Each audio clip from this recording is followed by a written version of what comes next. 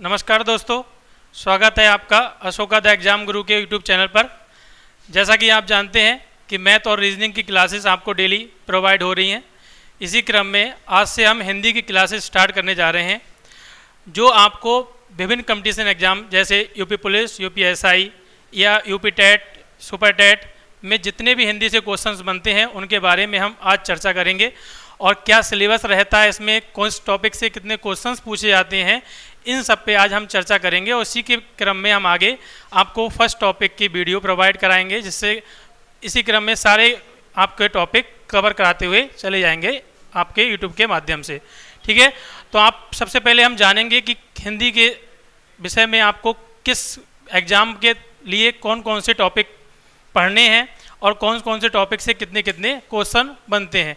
ठीक है, तो सबसे पहले हम जानेंगे कि हिंदी का सिलेबस क्या रहता है विभिन्न कंपटीशन एग्जामों में। ठीक है, ये चाहे आप TET, super TET, UP police या कोई भी आपका स्टेट एग्जाम में जो यूपी ट्रिपल एससी वगैरह में पूछे जाते हैं क्वेश्चंस, किन विषय से रहते हैं, किस टॉपिक में कितने क्वेश्चन आते हैं, वो समझेंगे। तो ध्यान दीजिएगा,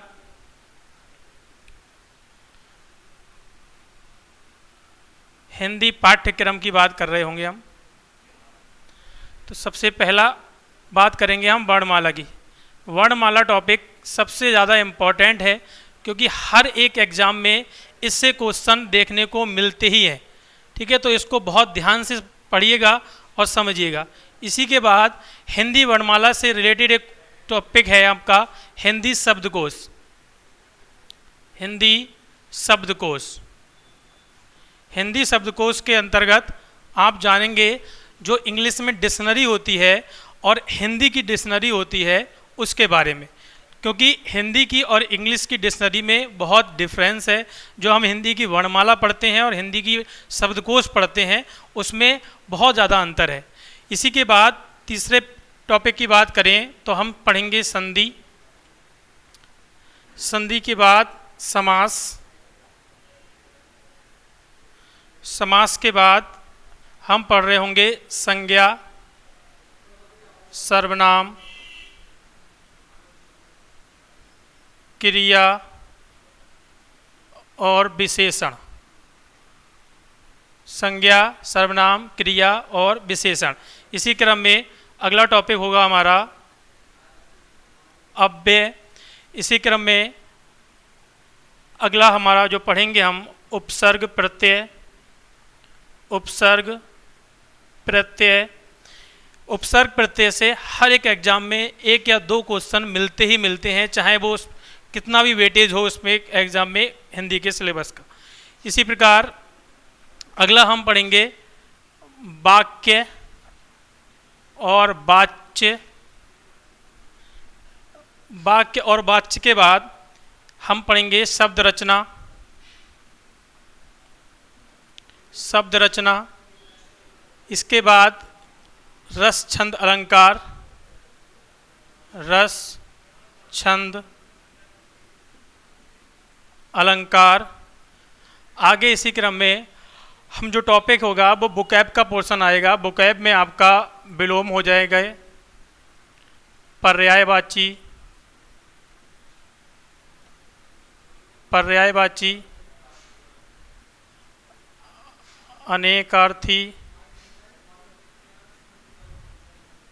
वाक्यांश के लिए एक शब्द,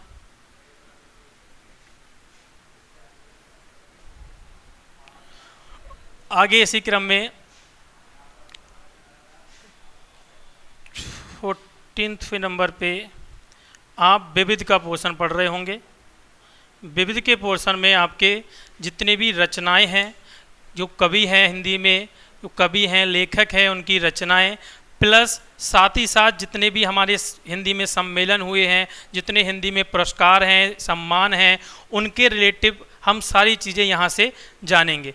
ठीक है, ये विविध के अंतर्गत ये सारी चीज़ें आ जाती हैं। तो ये बात ध्यान रखिएगा, जितने भी आपके यूपी पुलिस कांस्टेबल का या यूपी एसआई है या आपके टेट, सुपर टेट या जितने अदर एग्ज़ाम हैं, उनमें हिंदी का ये सिलेबस आपको देखने को मिलता है। और लगभग हर एक टॉपिक से, मान लो अगर हम यूपी पुलिस की बात करें तो इन टॉपिकों में अगर वर्णमाला की बात करें तो 2 से 3 क्वेश्चन मिलेंगे आपको। हिंदी शब्दकोश में 1 क्वेश्चन 0 से 1 मान लीजिए कभी मिल भी सकता है, और अगर मिलेगा तो 1 क्वेश्चन हिंदी शब्दकोश से देखने को मिलता है। संधि की बात करें तो 2 से 3 क्वेश्चन आपको संधि के मिलेंगे। समास की बात करें तो 2 से 3 क्वेश्चन समास के, मैक्सिमम 2 ही क्वेश्चन आते हैं, 3 तो नहीं, लेकिन फिर भी 2 से 3 हमारे क्वेश्चन समास से टॉपिक से मिलेंगे। इसी प्रकार संज्ञा सर्वनाम क्रिया विशेषण की बात कर रहे होंगे तो यहाँ से हर एक टॉपिक से 1 क्वेश्चन आपको हर एक कॉम्पिटिशन एग्जाम में देखने को मिलेगा ही मिलेगा। तो यहाँ से हम मान सकते हैं कि 3 से 4 क्वेश्चन यहाँ से और 1 से 2 क्वेश्चन अव्यय से देखने को मिलेंगे। ठीक है, इसके बाद उपसर्ग प्रत्यय आप जानते हैं कि हर एक एग्जाम में आना ही आना है, तो यहाँ पर 2 से 3 क्वेश्चन आपको उपसर्ग और प्रत्यय टॉपिक से देखने को मिलेंगे। ठीक है, इसके बाद वाक्य और वाच्य की बात करें तो यहाँ भी 2 से 3 क्वेश्चन वाक्य से वाच्य। शब्द रचना की बात करें, शब्द रचना में आपके तत्सम तद्भव हो जाते हैं, देशज विदेशज शब्द हो जाते हैं, ये सारे शब्द आपको शब्द रचना के अंतर्गत देखने को मिलेंगे। तो इनकी बात करेंगे तो हम 3 से 4 क्वेश्चन यहाँ पर शब्द रचना के अंतर्गत हो जाएंगे। रस शब्द अलंकार की बात कर रहे होंगे तो रस शब्द अलंकार में आपको प्रत्येक टॉपिक से 1 क्वेश्चन आपको देखने को मिलेगा, जो आपका लगभग 3 से 4 क्वेश्चन आपके मिल जाएंगे यहाँ से। इसके बाद विलोम और पर्यायवाची की बात कर रहे होंगे तो विलोम और पर्यायवाची अनेकार्थी और समानार्थी का अपने आप में बहुत अच्छा वेटेज रहता है हर एक कंपटीशन एग्जाम में। और इसी क्रम में अगर हम बात करें तो एसएससी जीडी की बात कर रहे होंगे तो उसमें सबसे ज़्यादा क्वेश्चन जो पूछे जाते हैं वो बुकैब के पोर्शन से ही पूछे जाते हैं। तो आप इसमें मान सकते हो कि 3 से या 4 से 5 क्वेश्चन आपको यहाँ के पोर्शन से देखने को मिल जाएंगे, चाहे ये भी आपका 4 से 5 क्वेश्चन के अंतर्गत ही आएगा वाक्यांश के लिए एक शब्द। ठीक है, अब इसके बाद हम बात करेंगे विविध की। विविध का अपना ही अलग रोल है, यहाँ पर ध्यान दीजिएगा। अगर यूपी पुलिस कांस्टेबल की बात कर रहे होंगे तो यहाँ 4 से 5 क्वेश्चन आपको देखने को मिलेंगे, चाहे वो रचनाओं में हुए, चाहे वो आपके सम्मान पुरस्कारों में हुए, ये आपको हमेशा देखने को मिलेंगे। अगर मैं यूपी टेट और सुपर टेट की बात करूँ तो सुपर टेट में इसका वेटेज बहुत कम रहता है, लेकिन यूपी टेट में 1-2 क्वेश्चन आपके यहाँ से भी देखने को मिल जाते हैं। बाकी आपके जितने भी टॉपिक यहाँ पर लिखे हैं इन सब टॉपिक से कोई ना कोई क्वेश्चन हर एक कॉम्पिटिशन एग्जाम में मिलता ही है देखने को।